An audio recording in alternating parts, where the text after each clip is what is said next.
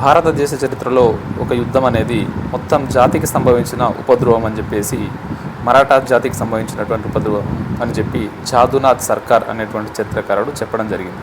ఎందుకు ఇట్లా చెప్తున్నాడు? ఏ యుద్ధం అంటే మూడవ పానిపట్టు యుద్ధాన్ని ఈ విధంగా పేర్కొనడం జరిగింది. ఎందుకంటే 1761 జనవరి 14 తారీఖున మరాఠా సర్దార్ల కూటమి ప్లస్ వారికి సపోర్ట్ చేసినటువంటి మొఘల్ ఎవరైతే ఉన్నారో పాదుషా వీళ్లకు మరియు ఆఫ్ఘన్ను పరిపాలిస్తున్నటువంటి అహ్మద్ షా అబ్దాలీకి మధ్య జరిగినటువంటి ఈ యుద్ధమే మరాఠా జాతికి సంభవించిన ఉపద్రవంగా పేర్కొనడం జరిగింది. ఎందుకంటే ఈ యుద్ధంలో మరాఠాల సర్దార్లకి ఈ నాయకత్వం వహించినటువంటి సదాశివరావు, ఆయనకు సపోర్ట్ చేసినటువంటి విశ్వాసరావు వీరిద్దరు కూడా ఈ మూడవ పానిపట్టు యుద్ధంలో మరణించడం జరుగుతుంది.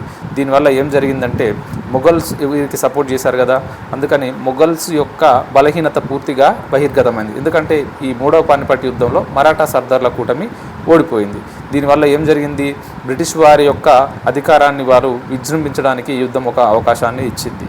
సో అందుకనే జాదునాథ్ సర్కార్ గారు ఈ మూడవ పానిపట్టు యుద్ధాన్ని మొత్తం మహారాష్ట్ర జాతికి సంభవించినటువంటి ఒక ఉపద్రవంగా చెప్పడం జరిగింది.